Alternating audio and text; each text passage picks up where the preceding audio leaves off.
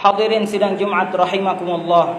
Kembali lagi khatib mewasiatkan kepada diri khatib pribadi dan kepada jemaah sekalian agar kita senantiasa meningkatkan takwa kita kepada Allah Subhanahu wa taala dengan sebenar-benarnya takwa. Sebagaimana firman Allah Subhanahu wa taala, ya ayyuhalladzina amanu, wahai orang-orang yang beriman, ittaqullah, bertakwalah kepada Allah haqqa tuqatih, dengan sebenar-benarnya takwa, wala tamutunna illa wa antum muslimun, dan janganlah kalian mati melainkan dalam keadaan sebagai seorang muslim. Hadirin sidang Jumat yang dirahmati Allah Subhanahu wa taala, sebentar lagi kita akan memasuki salah satu bulan, satu-satunya bulan yang benar-benar Allah Subhanahu wa taala muliakan. Syahrul Ramadan alladzi unzila fihi al-Qur'an, bulan di mana diturunkannya Al-Qur'an. Bulan Ramadan, bulan ini ialah bulan di mana Allah Subhanahu wa taala menebarkan ampunannya kepada hamba-hambanya. Bulan Ramadan ini ialah bulan di mana Allah Subhanahu wa taala memberikan ganjaran jauh lebih banyak dari apa yang dikerjakan oleh hamba-hambanya. Bulan Ramadan ialah bulan di mana Allah Subhanahu wa taala memberikan penghapusan atas dosa-dosa yang telah dilakukan hambanya. Kemudian bulan Ramadan juga ialah merupakan bulan di mana Allah Subhanahu wa taala menebarkan pembebasannya dari api neraka. Masya Allah, begitu banyak hal yang ditawarkan oleh Allah Subhanahu wa ta'ala bagi hamba-hambanya yang bertakwa, khususnya yang melakukan kewajiban-kewajiban di dalam bulan Ramadan, serta menjauhkan diri dari hal-hal yang tidak diridhai oleh Allah Subhanahu wa ta'ala.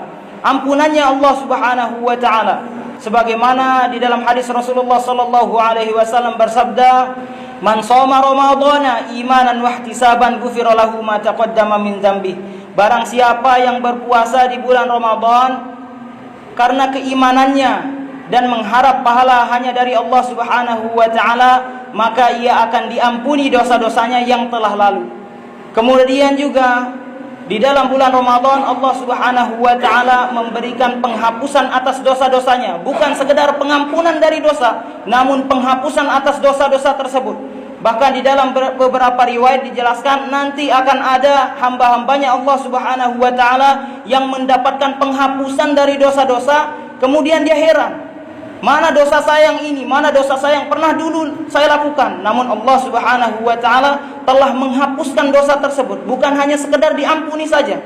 Kalau seandainya Allah Subhanahu wa taala mengampuni dosa seorang hamba, maka dosa itu akan diampuni, tidak akan diazab, namun tetap tercatat. Namun di dalam bulan Ramadan Allah Subhanahu wa taala juga selain menebarkan ampunannya, menebarkan penghapusan atas dosa-dosa.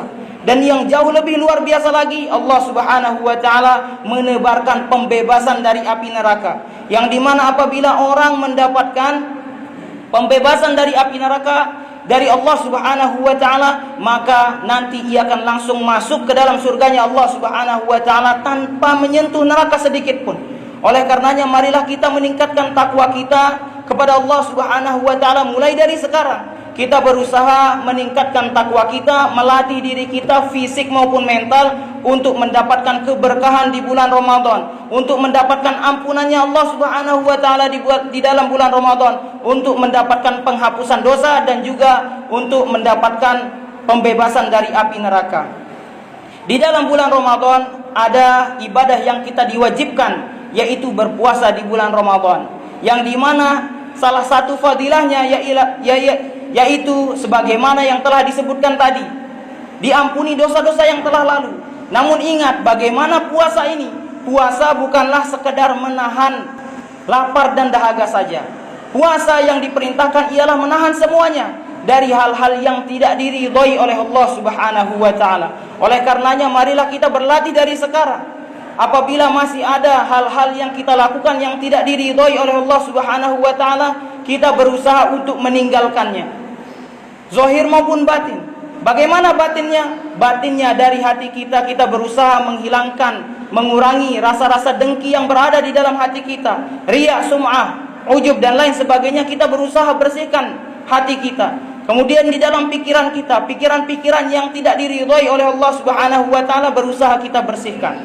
Lalu bagaimana dengan zahirnya?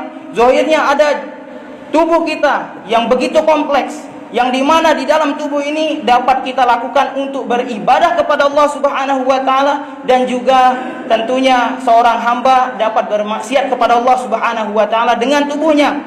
Salah satunya ialah mata.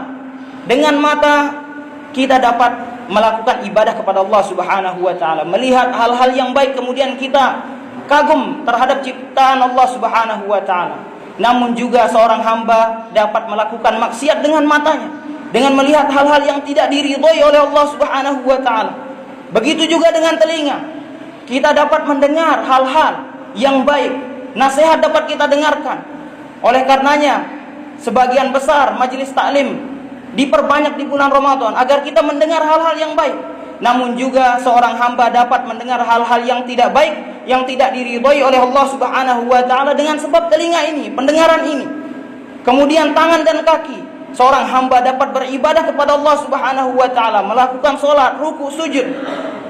Namun juga dengan tangan dan kaki, seorang hamba dapat melakukan maksiat kepada Allah Subhanahu wa Ta'ala. Salah satu cara agar kita dapat menghindarkan diri kita dari hal-hal yang dapat membuat puasa kita menjadi makruh, atau mungkin hal-hal yang dapat membuat Allah Subhanahu wa Ta'ala tidak ridho kepada kita, ialah dengan cara memalingkan diri kita dari sumber-sumber maksiat tersebut, sumber-sumber yang tidak diridhoi oleh Allah Subhanahu wa Ta'ala tersebut. Mata kita palingkan, kita jauhkan dari hal-hal yang tidak diridhoi oleh Allah Subhanahu wa Ta'ala. Telinga kita, tangan dan kaki kita, semua kita palingkan.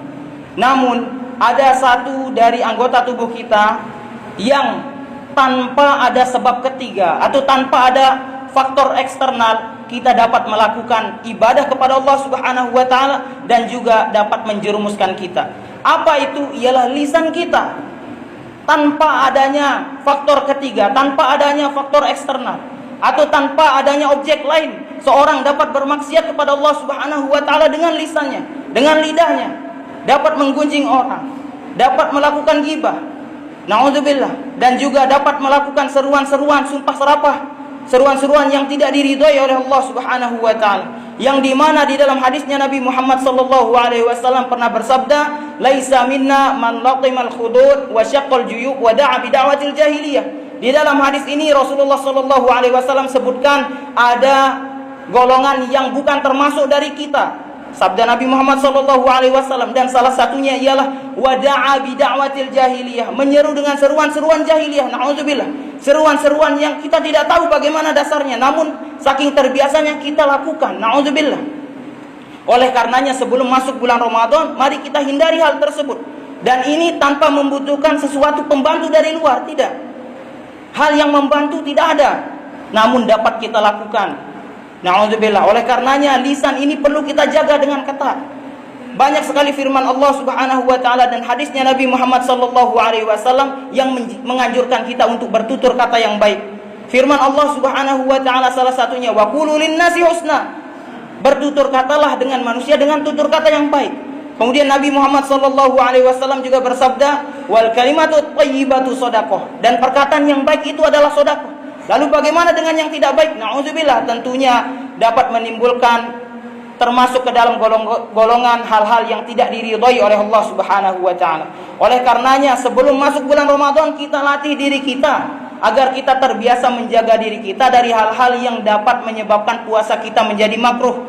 Yang na'udzubillah, kalau seandainya seorang berpuasa namun puasanya menjadi makruh, fadilahnya, ampunan Allah Subhanahu wa Ta'ala, keberkahannya juga tentunya akan dicabut oleh Allah Subhanahu wa Ta'ala. Intinya adalah marilah kita berusaha meningkatkan ketakwaan kita kepada Allah Subhanahu wa Ta'ala dan juga menjauhkan diri kita dari hal-hal yang tidak diridhoi oleh Allah Subhanahu wa Ta'ala.